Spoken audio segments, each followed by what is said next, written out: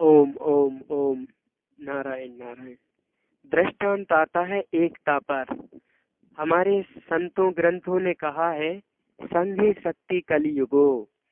संघ में, संगठन में, एकता में हिल मिलकर जो शक्ति बढ़ जाती है, हिल मिलकर कार्य करने से, संगठित रहने से, वो फूट फूट में नहीं हो पाती। हमारे ग्रंथ रामचरितमानस में भी आता है, संघो शक्ति कलियुगे। किसी बादशाह की 100 लड़के थे, वह मरने लगा, तब सब लड़कों को उसने बुलाया और कहा, तुम कोई दो दो छड़ी को लाओ। तो भी सब लोग छड़ी डंडा लेकर आ गए। तब बादशाह ने कहा, एक एक छड़ी को सब कोई तोड़ डालो। तो उन्होंने उस एक छड़ी को तोड़ दिया और एक एक छड़ी को इकट्ठी करके गठरी बांध दो। तो उनने एक छड़ी सबने तोड़ दी और एक एक इकट्ठी करके गठरी बांध दी।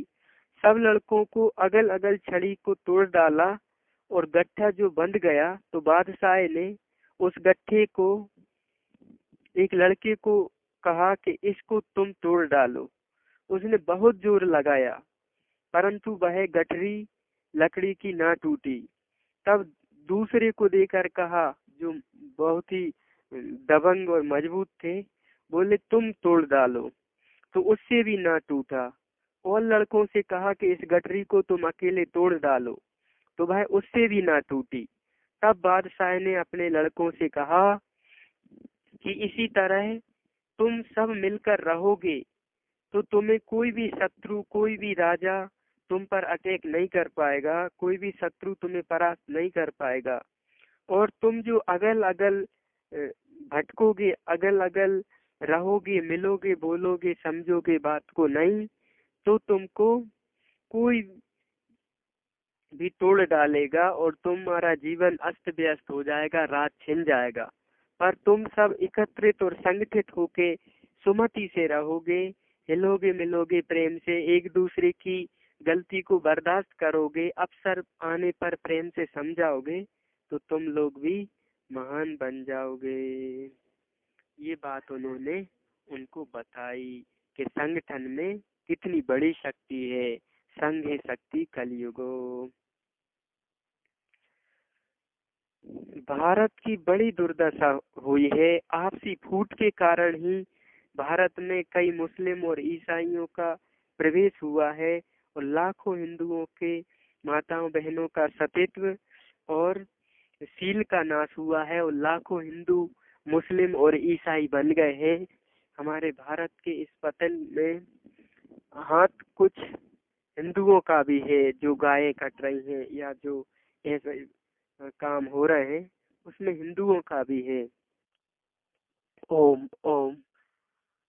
संगठन हमारे भारत में और हमारे हिंदू भाइयों में अभी संगठन आ जाए और वो सब संगठित हो, धर्म से।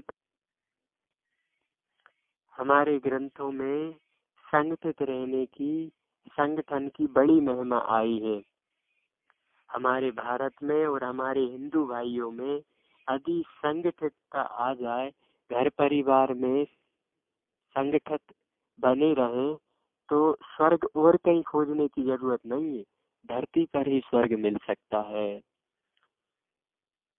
और अवसरोचित बोले, यदि किसी को समझाना, कुछ कहना भी है ना, तो उसका मूड और समय परिस्थिति के अनुसार कहे। क्रोध या द्वेष या लड़ाई झगड़े के समय किसी से ना भिड़े, समझाएं। इसी पर एक दृष्टांत आता है। एक वन में 4 सांड इकट्ठे रहते थे और ऐसा उनका आपस में प्रेम लगाव था परस्पर, चारों सांड में, बछड़ों में, कि वे एक दूसरे से जुदा नहीं होते थे। और जंगल में उनका ऐसी मित्रता, उनकी भाईचारा देखकर उन पर सिंह और व्याघ्र भी हमला नहीं कर पाते थे। ऐसी एकता थी चारों में। परंतु सिंह उनको खाने का विचार करता था कि इनको कैसे खाया जाए। तो एक दिन सिंह के मन में ये विचार उठा कि इन चारों को अगल अगल किया जाए, इनमें फूट डाली जाए। जब तक इनमें फूट ना डाली जाए, जब तक ये चारों का दिल ना फटे, इनके दिल में एक दूसरे के प्रति विष ना घोला जाए, तब तक ये लोग अलग नहीं होंगे। और अलग नहीं होंगे तो हम इनको अपना शिकार नहीं बना पाएंगे। ऐसा विचार करके सिंह ने तरह तरह की बातें अकेले अकेले में उन चारों भाइयों को एक दूसरे के विरुद्ध भड़काने का काम शुरू किया। निंदा प्रारंभ कर दी, दोष प्रारंभ कर दिए, जिससे उन साणों के दिल फट गए। परस्पर इकट्ठा उन्होंने होना छोड़ दिया, एक दूसरे की गलतियां खोजने लगे, एक एक पृथक होकर वन में विचरने लगे। तब सिंह का प्रयोजन सिद्ध हो गया, अर्थात एक एक सांड को शेर ने अकेला पाकर मारा और भक्षण किया। यही दशा हमारे देश की हुई। ईसाइयों शेर ने चारों सांडों को अगल अगल करके उनके विरुद्ध एक दूसरे को भड़का के गलती निकाल के और उन्हें भर दिए। और जब वे अकेले घूमने लगे तब शेर ने उन पर प्रहार वार किया और उनको कलेवा भोजन बना लिया। यही हमारे भारत की दुर्दशा है कि नौकरी छोकरी का लोभ देकर, पैसों का लोभ देकर ईसाइयों ने लाखों लाखों करोड़ों हिंदुओं को ईसाई बना डाला। और मुस्लिमों ने भी प्रहार से, डांट से, लड़ाई झगड़े से ये काम किया है, जिससे हमारा देश काफी पीछे हो गया, टूट गया है। ऐसे दृष्टांत वर्षा की बूंदों पर वर्षा की बूंदें एकत्रित हो जाती हैं तो बड़े बड़े पहाड़ों को, पत्थरों को भी बहा ले जाती हैं। पर वही वर्षा की बूंदें, बूंद बूंद पानी पर्वतों पर गिरता है तो वह परस्पर मिलती जाती है। और जब अनंत बूंदें आपस में मिल जाती हैं तब नदी का रूप लेती है, वृक्षों को, पत्थरों को तोड़ डालती है, लाखों मन के बोझ को वह तैरा ले जाती है, कोसों भर की भूमि को वह बहा देती है, गांव के गांव उठा के ले जाती है। मगर एक या दो बूंदें किसी कार्य को सिद्ध नहीं कर सकती। इसी प्रकार बहुत से मनुष्यों का मेल भी भारी भारी कार्यों को सिद्ध कर सकता है, लेकिन एक मनुष्य अकेले अकेले कुछ करना चाहे तो फिर ज्यादा विकास नहीं कर सकते हैं। सूर्य की एक किरण जला नहीं सकती और न वह रसोई वगैरह का काम दे सकती, परंतु शीशों द्वारा, बिलोरी कांच द्वारा किरणों को इकट्ठी कर ली जाए तो प्रचंड अग्नि का काम देती है। अर्थात मनु मिठाई उन पर तैयार हो सकती है, भोजन बन सकता है, प्रकाश हो सकता है।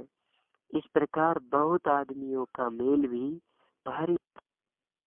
इस प्रकार जैसे सूर्य की एक किरण कुछ नहीं कर सकती, वैसे ही अकेला मनुष्य कुछ नहीं।